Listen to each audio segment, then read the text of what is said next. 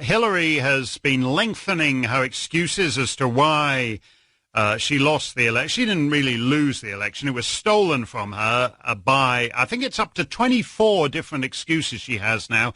Number 24 is content farms in Macedonia. And as I said, my grandfather was a Macedonian content farmer, and we often think about, gathering on the porch and recalling the old days on the Macedonian. He never thought that the old content farmers he left behind in Macedonia would one day steal the U.S. presidential election. They are gnarled, hard-working Macedonian peasants, and the way they were able to reach out and steal... On Wednesday, July 15, Macedonians went to the polls to vote in parliamentary elections in the middle of a pandemic. After over 3 years of rule by the Socialist Party of Zoran Zaev, in which Macedonia saw its name forcibly changed, much of its identity denied, a great deal of its history and heritage bargained away, and numerous concessions made without merit or necessity to the minority ethnic Albanian parties in Macedonia, Macedonians had an opportunity to reject Zaev and his far-left agenda. And what happened? First, the turnout was low, hovering around 50% and about a full 15% below the 2016 elections. This was due to many factors, the largest being the continuing coronavirus pandemic, which has now claimed almost 425 Macedonian lives. Next, the State Election Commission website crashed just as the votes were being counted, leading to many questions. Third, there were the usual charges of fraud. And fourth, the election results were incredibly close. According to preliminary results, Zaev's Socialist received 46 seats and Vumro received 44. For a man in a hurry and wanting to hold the elections as quickly as possible, Zaev is now oddly not in a hurry. In fact, he is on vacation and will not discuss possible government partners until after the Linden holidays. Meanwhile, Ali Ahmeti, terrorist-turned-party leader, is shouting as loudly as he can that he is the kingmaker, and will insist that his party, which received the largest block of votes among Macedonia's minority Albanian parties, have as their, quote, prize, unquote, an ethnic Albanian Prime Minister of Macedonia. We'll discuss all of this and more on this episode of the Macedonian Content Farmers Podcast.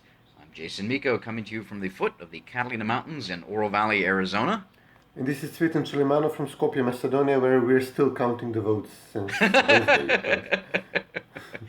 Oh dear. Let's see who.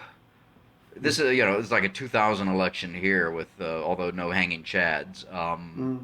Yeah. What was the other vote? I know the New York vote Elliot Engel finally conceded and after four weeks or so. So yes. It's not just you. It's not you. It's us. It's not just you all that are slow in counting votes. It's just kind of the way things are going in quote unquote democracy. So yeah, Iowa was like that. But no, we are actually very fast. We normally have the results few hours after the polls close, and I'm talking even the detailed, like the individual polling station where you live with an address. Right. And we still don't have that. So it's a wow. Very suspicious, complete collapse of the system, which has practically, coupled with everything else that's been going on for years, really turned everybody off from politics, and everybody is, okay, it's rigged, it's a setup, and people are saying this is a complete sham. Well, right, yeah. So that's what's going on. I mean, that's frankly, and again, misery loves company. So let's all join in on the misery. It's happening in Macedonia. It's happening in the United States. It's happening in all, I think, mostly in many Western democracies. And the institutions of democracy are being challenged. Trust is eroding rapidly for a whole variety of reasons, and we could do a whole other podcast on that. But let's start and set the stage. We're recording this on Sunday, July 19, 4 days after the elections. This will drop on Monday, July 20. Just from a purely process point of view, right now, while they're still counting votes, as you say, the SEC, State Election Commission, has received a number of challenges from a number of parties. Yes. I think Vumro demanded an entire hand recount. But there's challenges from other parties as well. And so what have we got here? We got a 2-week period where the SEC has to address these complaints before they can officially certify the results. Is that correct? Yeah, they can respond by tomorrow, and they're rejecting en masse the other complaints, which are, I mean, not very Serious? borne out. Mm. The VMRO request is the most serious one, which is to do a manual recount of every single vote because of the website crashing. Right. We did not get the results in time. A hacking attack at the same time happening against Time Mukka, the news site aggregator, which Mm-hmm. many are turning to for news at the moment. So then the results from the State Electoral Commission are coming through unorthodox communication lines, which nobody believes, like TV stations close to Zaev. And although Time Mukka is also close to Zaev, but at least it represents everybody in a big pile and all the websites. This way, nobody could trust the results which were coming. At one point, the SEC had a camera turned onto a computer where they were inputting their results. On YouTube. And, yeah, it was Right, ridiculous. yeah. It was a joke. So Well, overall, then they yeah. then they upload results on Google Docs as well. Yeah, they did, but I mean, by now it was too late. I mean, Yeah. usually we get the results within a few hours. Publish the results, the preliminaries, in the next day in the evening, and for our circumstances, by then everybody was assured this is rigged, this is being hacked. Although to be fair, the main parties who are doing independent counting, they say there was not Mm-hmm. that much of an issue of ballot stuffing or falsely reporting results from one municipality to the central core, as much, Vomera says, as there was bribery, which does not lead to canceling the vote in let's say, in a Roma neighborhood in Skopje, where you see people walking around and with, handing out cash to voters on election day. This was going on. This is how Zaev managed to reduce the difference and the losing margin among ethnic Macedonians against Vomera. But this does not lead to a recount. This leads to arrests and persecution of people who did this, but not to a recount. So the parties are saying we need to make sure that the process is let's count every vote by hand. They're not claiming a huge fraud that would overturn the results, but the public has completely, people are, I can't say the words in a family-friendly podcast which people are saying when discussing this. This is a complete collapse of the system, of the electoral system, which was one of the few things we had going for us before. Right. So now let's take a step back. So we said 2 weeks. That you said they're starting to address some of these complaints and whatnot. Anyway, we've got a couple of weeks before they'll officially certify the results. As I mentioned in the monologue, Zoran Zaev has decided that he's not in a hurry after all and is on vacation somewhere in Macedonia, since he can't leave the country because of the restrictions due to the coronavirus. Either other countries have said, no, you can't come into our country, or there's restrictions within Macedonia itself. So anyway, he's a man in his own prison, so to speak, waiting for the official results.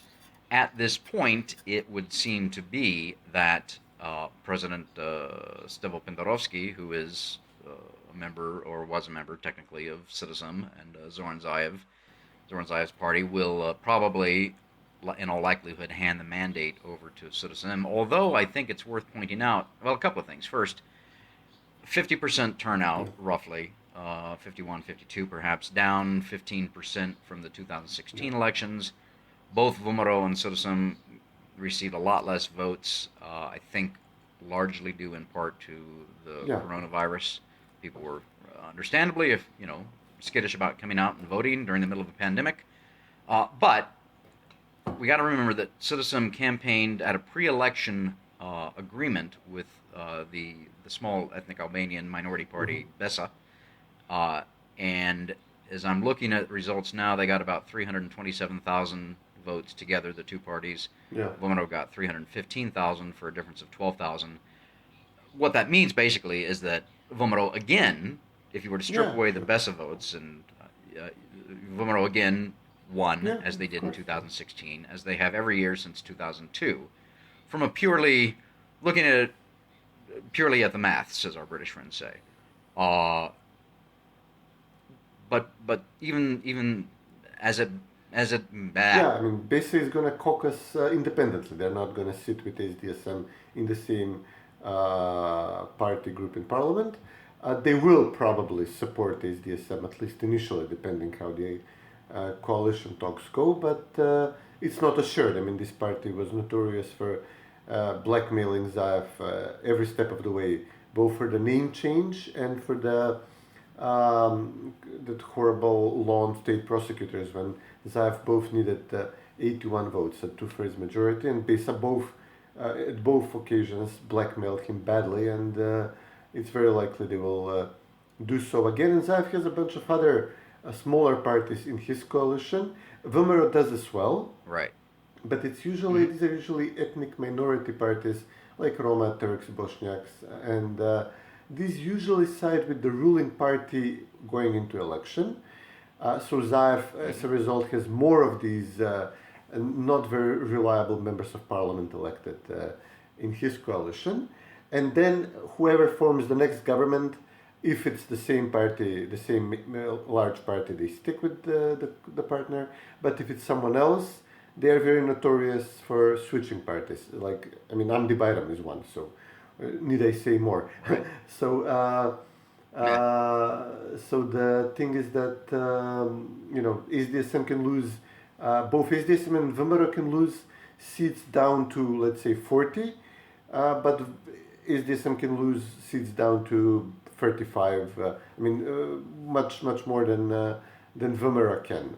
Both if both Besa and the smaller ethnic parties show up unreliable. But the most important thing is that we've never had the two parties this weak. Maybe 2006 was something barely comparable when there was a large break in SDSM, and Vomero was not, and Vomero was also split between Gruevski and Ljubčo Georgievski. But otherwise, and of course the 2016 elections with the weird Albanian switch toward SDSM. This time we did not see this. This time SDSM did not win. At least we don't have the results to compare things, but they won mostly in the urban downtown areas of Skopje and Bitola, losing everywhere else. Everything that's rural, working class, they lost, but not by a large margin, because they would have like a Roman neighborhood propping up the SDSM vote in Štip or Prilep, where Vomero won among the Macedonians. So the point is that both parties are pretty weak, unusually weak, at least after Gruevski taught us major election victories and significant difference. No, question mark over who would form the next government. Now there is a huge question mark over how we form the next government. It's not even given that Pendarovski would give Zaev the mandate, at least not on the first round. Right. Well, let's go through some of those scenarios. So let's just assume, though, that for argument's sake, considering that it looks like Citizen and their coalition parties and Besa, and it's funny what you mentioned about Besa and the blackmail and whatnot, considering the name in Albanian means honor. It's ironic, deeply ironic. But let's just assume that so you need 61 seats to play. Right now, Citizen has 46 seats. Dewey of the former NLA, Ali Ahmeti, the former terrorist turned party leader, has 15. And if you do the maths, 46 and 15, of course, is the magical number of 61. So let's start with that scenario. Now, first thing is that Ali Ahmeti has demanded, I think the actual campaign slogan was what? Why not? Immediately saying that they would demand that, this is before the election, they would demand that they would be in a coalition with whichever party which would accept their demand that they have an ethnic Albanian prime minister. Nasser Ziberi is their man. Now, both Zoran Zaev and Hristijan Miskoski said, no, we're not going to do that. Although I think, as you pointed out in a previous podcast, the journalist Branko Geroski, who kind of started exposing all the Citizen scandals well over a year ago, said that means that because Zaev said that there will not be a ethnic Albanian prime minister, that means there will be, because whatever he promises, he does the opposite. So He promised he wouldn't change the Macedonian constitution. He did. So, I mean, is it possible? I mean, what? Okay, let's get into incentives here. What motivates Zoran Zaev more, Cvetin? Is it power or money? Well, he's definitely a greedy. And the main thing about him is he did not have a legitimate, like a proper base in SDSM or in the country, at least not big enough to rule the country, and but was as a party he was ambitious to be party leader without any obvious human capacity, integrity, and charisma or anything. But he was willing for this reason, because he had no other thing going for him. He apparently became the most loyal person.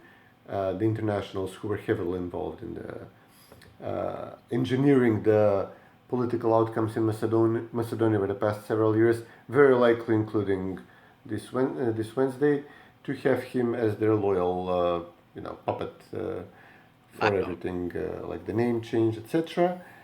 So, what motivates him? I'm pretty sure a bunch of people like Ferchkovsky or these American advisors around him have fed him turned his brain into mush, what little brain he had, telling him that he's like a historic figure, breaker of chains, of dogmas. The George Washington of Macedonia. Yeah, that was what Biden said about Hashim Tachi, the George Washington of I know. That's fantastic. Which is not racist, apparently. for Tachi, it's something that Tachi should say. Hey,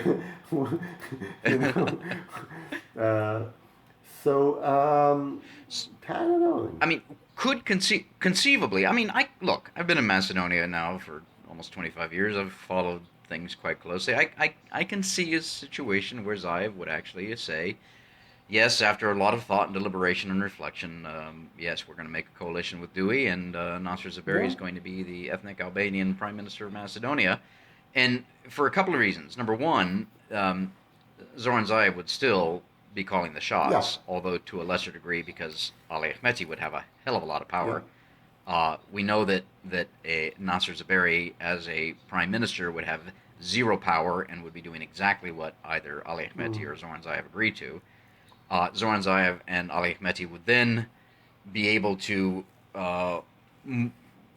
divide up even more spoils, engage in more fraud, without having the burden of being an elected official. No.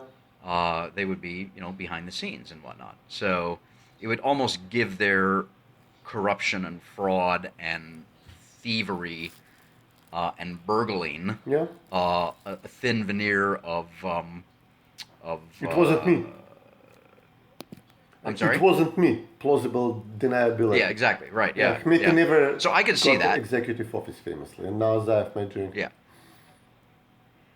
Yeah. So I could see that happening. Although on the flip side, of course, Zoran Zaev loves to be in the limelight, the spotlight. He loves being feted by the international crowd, who, of course, immediately after they part ways, laugh behind his back. But he doesn't. He's too stupid to realize that. So I could see him doing one or the other. He certainly doesn't give a damn about Macedonia's interests and about the name, the identity, the history, the culture, etc. Everything is for sale under Zoran Zaev. So I suppose that's a possibility. To your point of maybe Pendorovsky, for whatever reason, would give the mandate to Vomero, again, same problem, 44 seats. I suppose they could go in, let's see, with the Alliance for Albanians, which got 12, Levica, which got 2, DPA, which got 1. Is that 44? That's still not enough. No, it's not. It wouldn't be enough. But yeah, Levica would join. I mean, Dewey's Bujar Osman. Everybody in Dewey is now, very jubilant about this. They're saying that they will have prolonged, protracted negotiations. They're not in a hurry either. And Bujar Osmani tweeted the math of SDSM, but he made a point to divide SDSM and BESA separately. He said 42 plus 4 makes 46, plus our 15 makes 61. But then he said Vomero 44, uniquely Vomero people, plus two people from Levica, the two voters from the two members of parliament for this far left party, which campaigned on Vimera's right on the name issue, opposing the name issue. It gets really, really weird really quickly. Nationalists and socialists. And Right. he says, okay, so if Levica joins with Vimera, they would obviously not join with SDSM, although they were former Colored Revolution protesters, etc.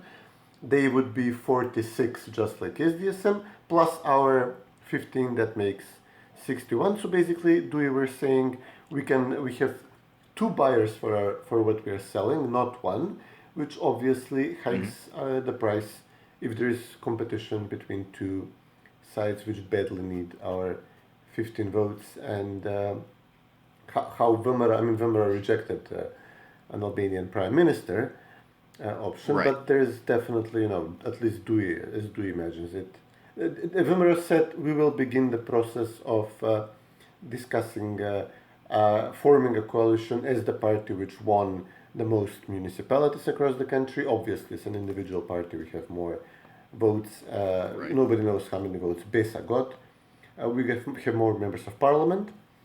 So you can compare the votes between Vimera and SDSM, but as in members of parliament, Vimera have two more uniquely their members of parliament.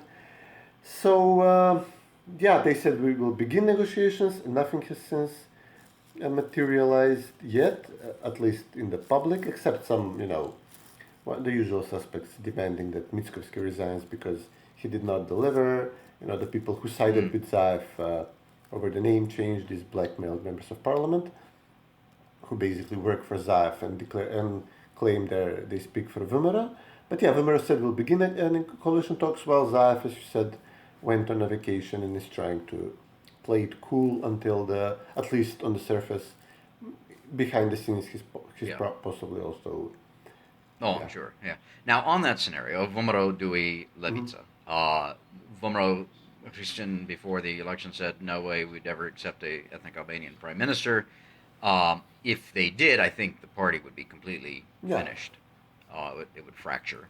Now, let's look at the other possibility that Ali Ahmeti relents. What are the possibilities there that he says, okay, we're going to be a kingmaker, but we don't absolutely have to have an ethnic Albanian as prime minister. I don't.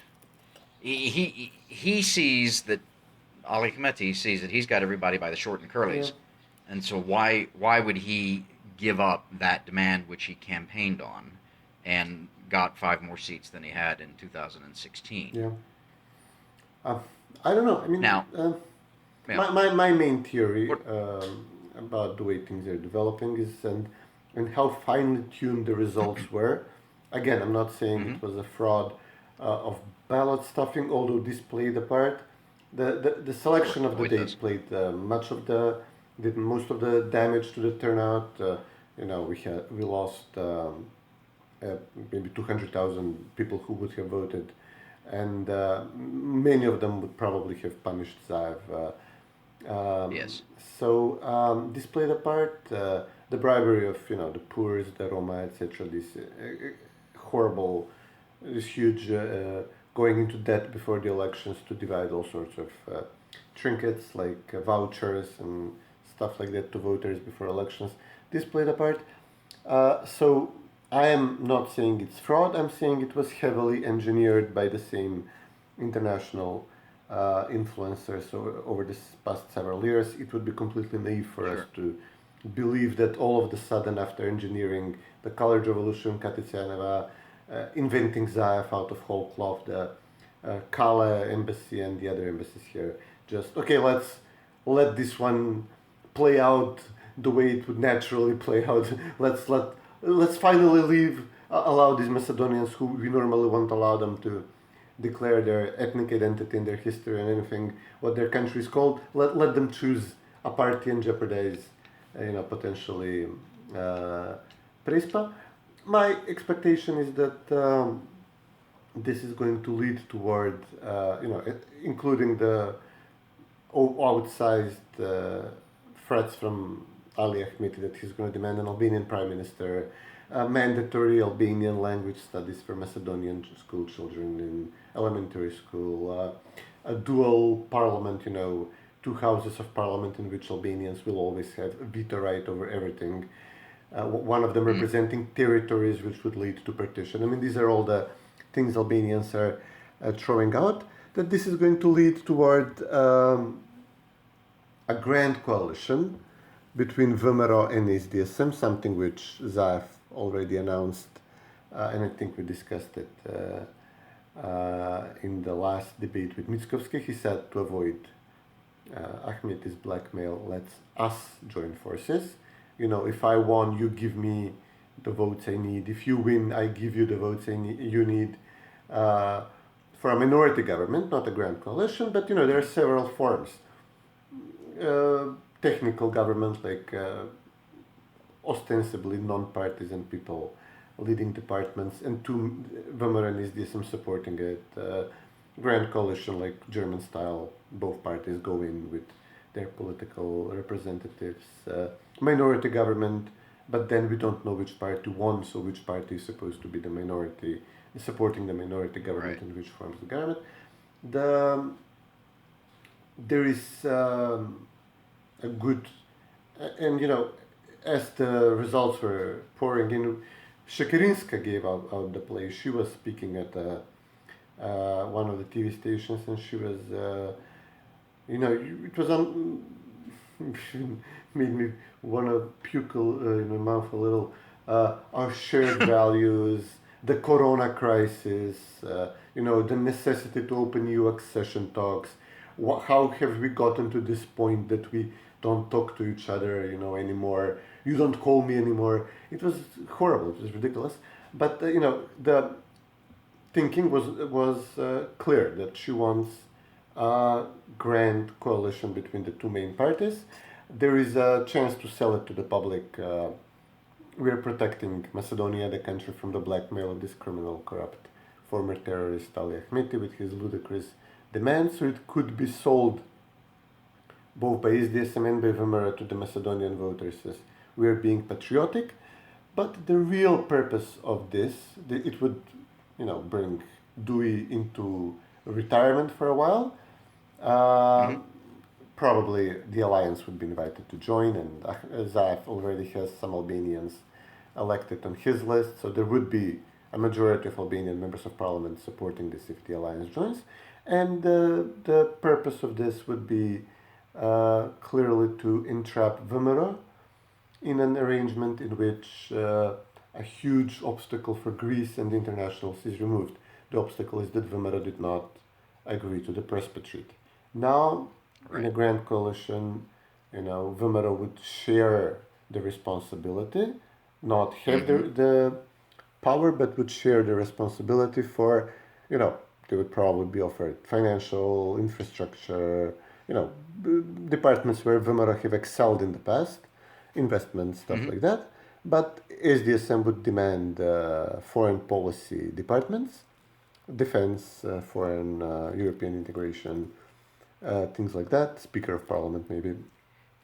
And while VMRO is working, trying to fix some of the mess domestically, economically, etc., SDSM would be going around saying north this, north that, and VMRO would be ensnared in some sort of an arrangement to say, okay, but under the agreement we made, we are maybe mothballing the issue until we have a clear outcome or something like that.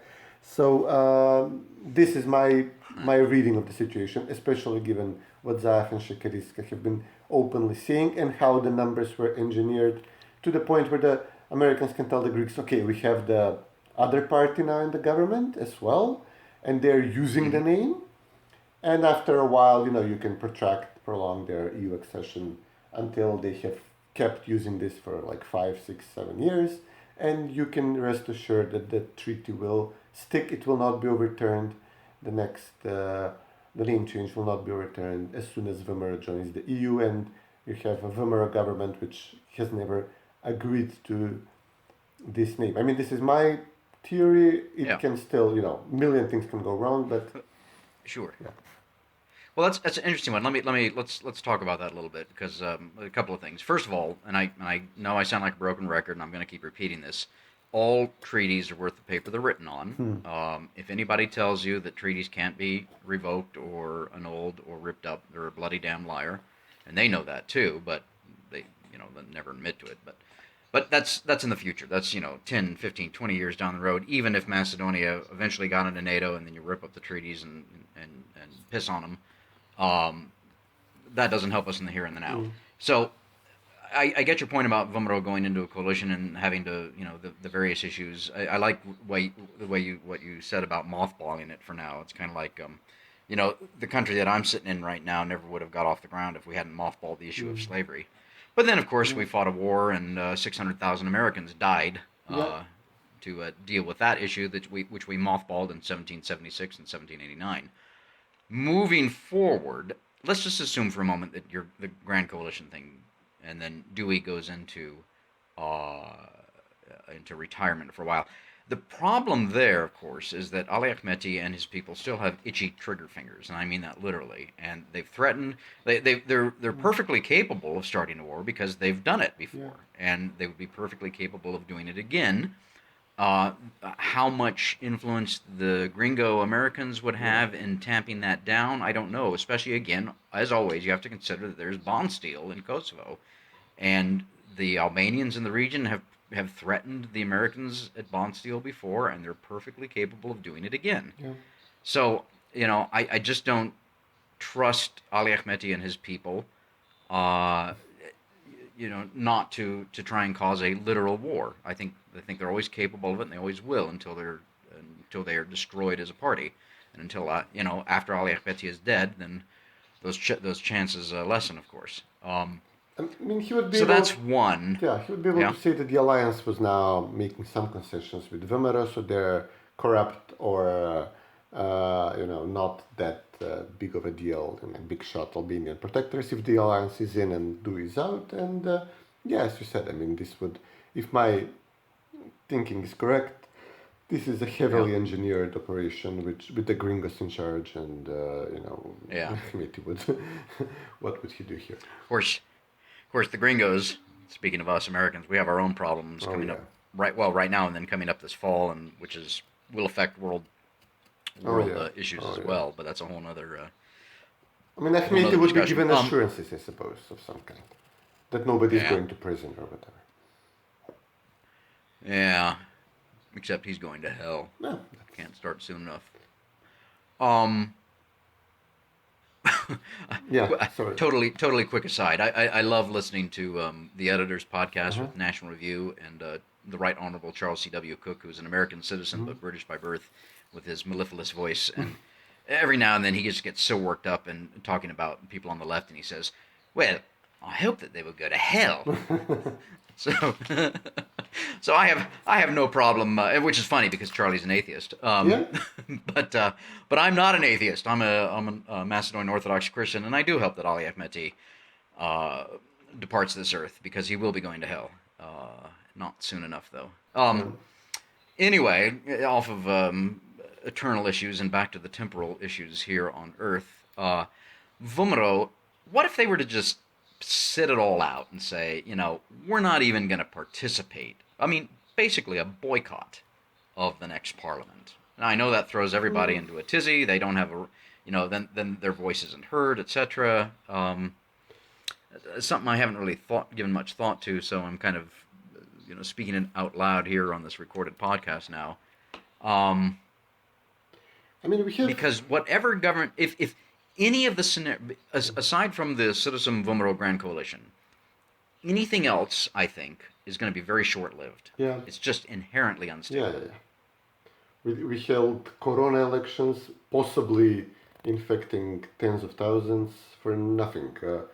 This provided no clarity, unless, my theory is correct. I mean, we have another municipal election in autumn next year, and we have history of moving them forward or backwards, municipal elections to fit with general elections. So if whatever Frankenstein coalition is made collapses, then obviously there is a definitely election next year, and very very likely another general election.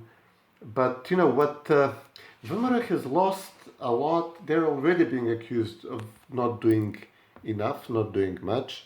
They lost 10,000 votes to a ludicrous party led by a former advisor of Gruevski, who is obviously, a Methodist preacher or something, working with Dan Donchev, claiming that he's close to the Americans, but then turning around and becoming like, we never give up the name, and then he started campaigning on building hyper railways to Berovo, which is a city of 10,000, hyper speed railway worth 2 billion. And in the end, he said we'll build a cosmodrome, like a rocket center, like a center for spaceships in Kokino. You're no less. You're talking about Integra and Lupcho Yeah. Rostovsky. So. Yeah, and he won 10,000 votes, obviously stealing them from Vimera on running to their right. Levica got like 35, I think, thousand votes. 37,000, yeah. Some of them taken from SDSM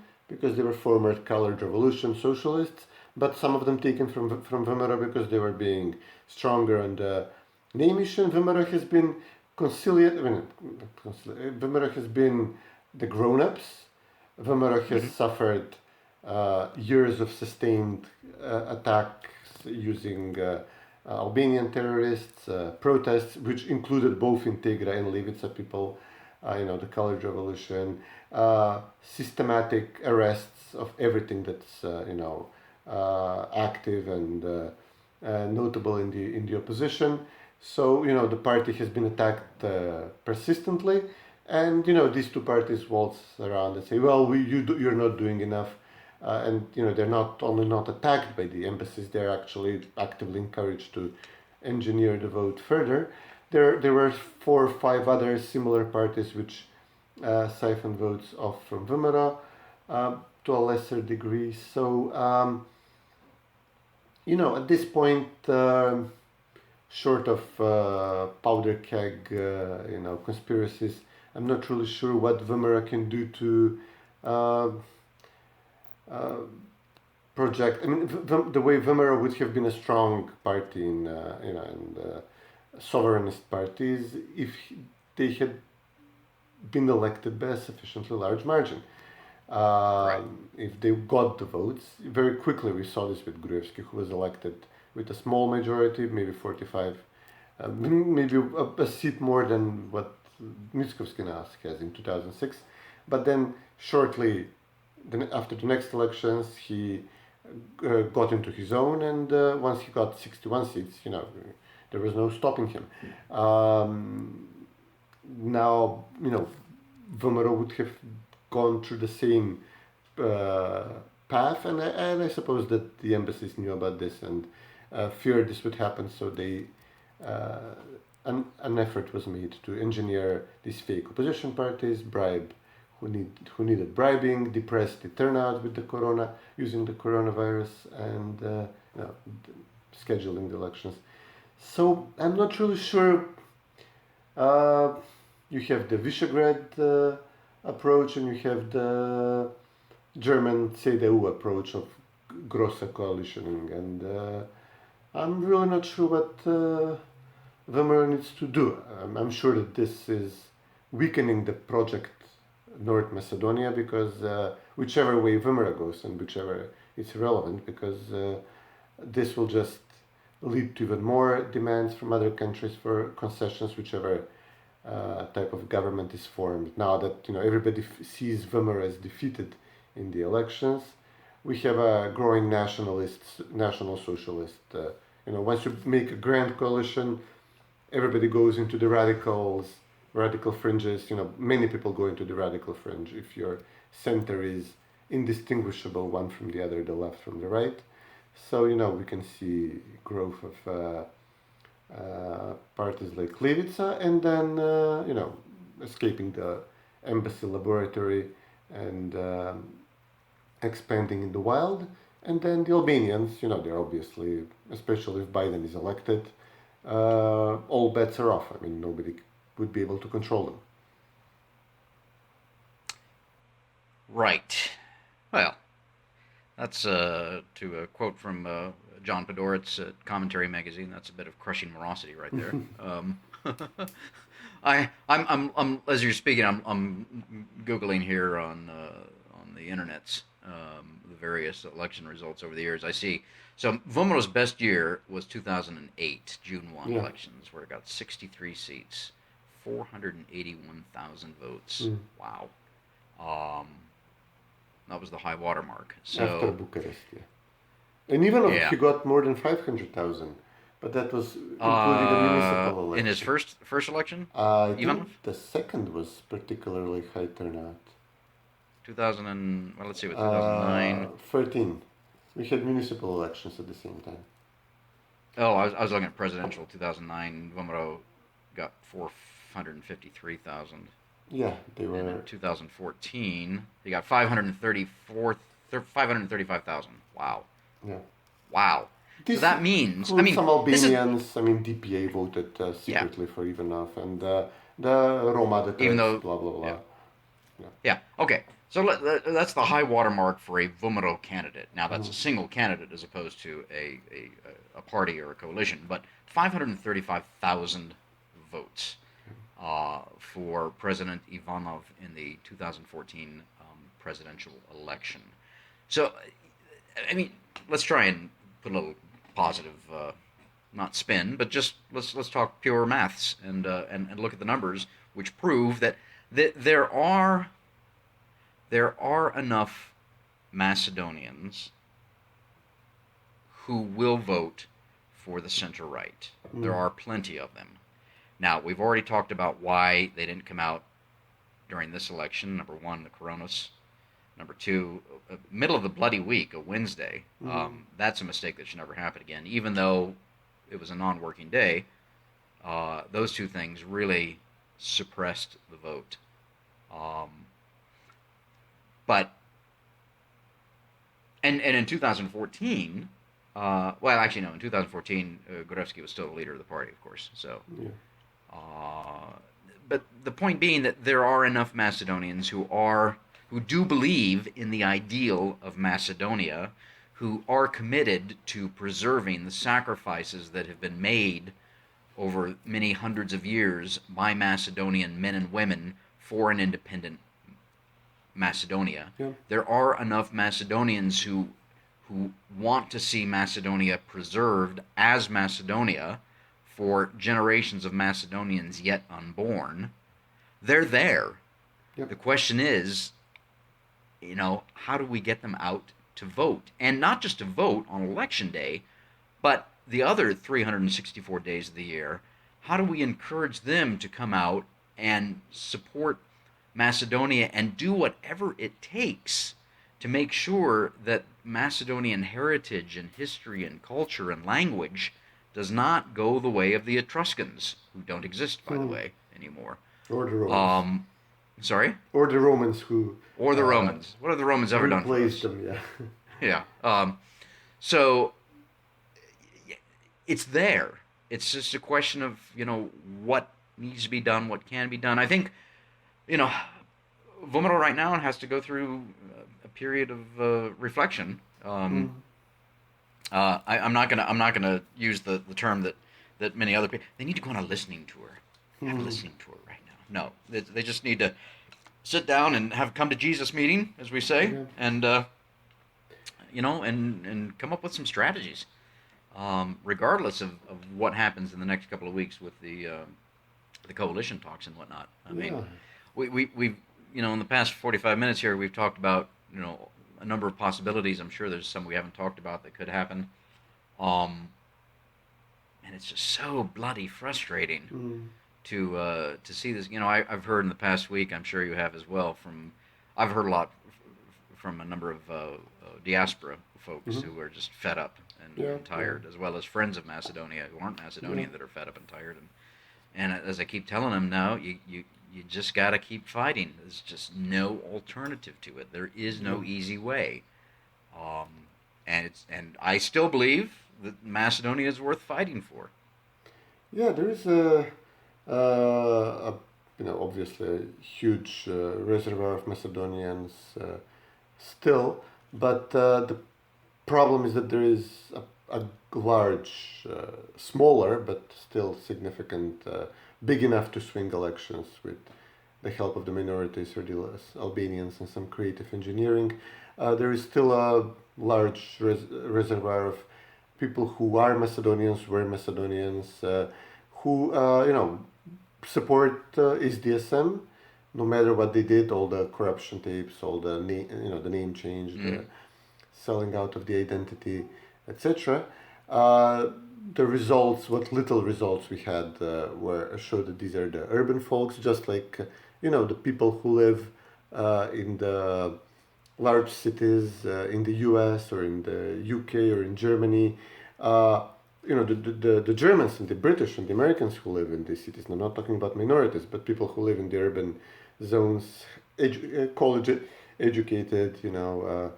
They're it's very questionable to what extent they're still American, English, or German, and as they're willing to put their country through, and they're actually very eager to put their countries through radical transformation of open borders and abandoning, tearing down monuments and chastising the country for its history.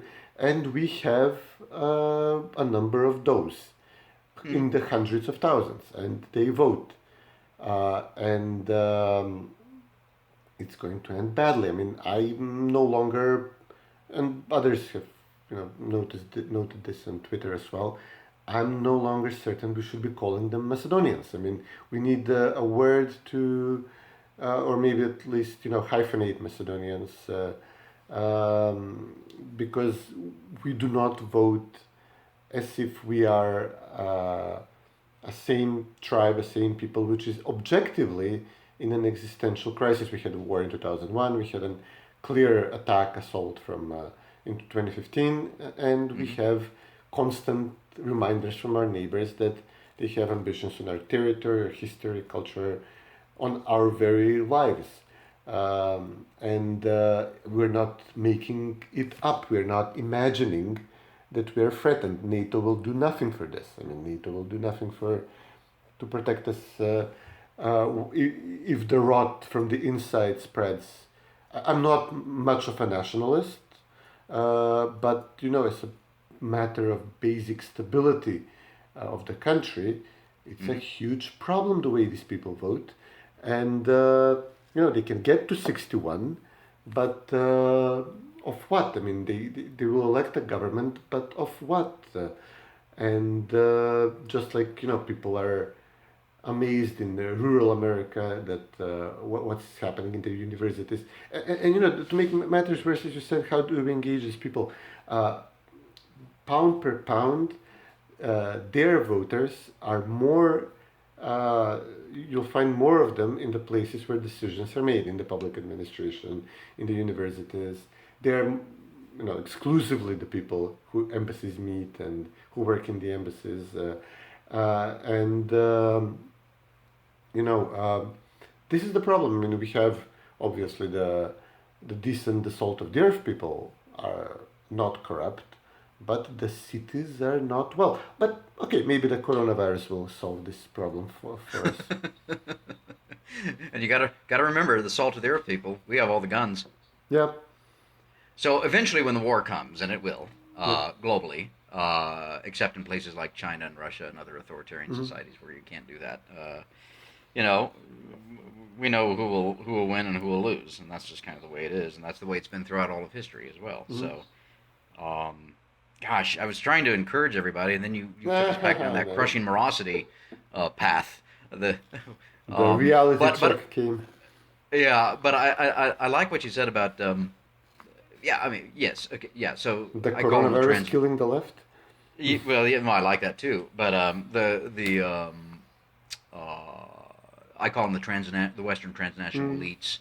That we, they're government, certainly the bureaucry, 100% the State Department, Hollywood, academia, the think tanks, and increasingly, the media, of course, and increasingly sports. Yeah. So, which is even the generals, even your generals are now uh, pussyfoot wearing pinkos.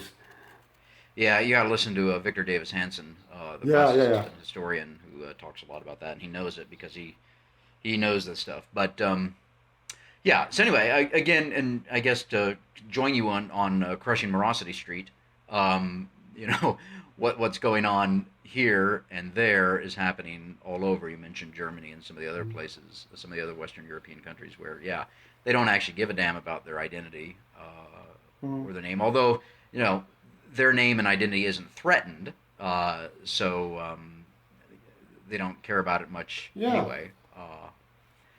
But Macedonians do. You know, slight diversion here. I wrote this. I jotted down these notes here. It's always fascinated me how Estonia, a country I know something about, and I've got a longer relationship with Estonia than I do with Macedonia. But Estonia is a smaller country, about 1.3 million. About a third of its citizens are ethnic Russians, and yet the State Department and others don't put as much pressure on the Estonians to accept Russian this and that as they do on the Macedonians to accept Albanian this and that. And there's one glaring, should be obvious reason as to why. And that is because the State Department hates the Russians. Yeah, of course. And by extension, they project it on us. They think of us as Slavic, exactly. Orthodox. And the joke is that the State Department insisted that we reorganize our identity over the Slavic element, and forgo anything before that and beyond that. The ancient Macedonian, Alexandrian identity. But then faced with the outcome, but now that they're Slavs, they may side with Putin. Yeah, well, duh. And they are. And what has shocked us here in the region the most is that how eager the State Department is to join a cause with the Muslims in the Balkans, and we will be reliving this story again, especially if Biden is elected. We'll have all this discussion. We'll have 4 years to talk about this while we record from undisclosed locations through the various Balkan flashpoints where I'll be moving around. Well, we're running long here, so let's do this. Let's end with a quote by a Russian. Okay. I love quoting Russians, especially when we know that some of our friends in the State Department are listening. A quote by, of course, the greatest writer of the 20th century, Alexander Solzhenitsyn. The spirit is capable of reversing the direction of even the most fatal process. It can pull us back even from the brink. And in that quote, spirit is capitalized. I'm not sure, because I just found this, I'm not sure if he's talking about the Holy Spirit or he's talking about the human spirit. But either way, it works. The spirit is capable of reversing the direction of even the most fatal process. It can pull us back even from the brink. Yeah. Alexander Solzhenitsyn. So as we walk down Crushing Morosity Street, we need to remember the wise words of Alexander Solzhenitsyn that, even when it's that dark, it's still possible to reverse it. So let's end on that. Let's end on a happy note. All right. We'll have plenty more news to talk about in this is episode 81 and this is episode 80. In episode 81 we'll have a little more information. Good talking to you, Cvetin. You too, buddy. Take care. You too.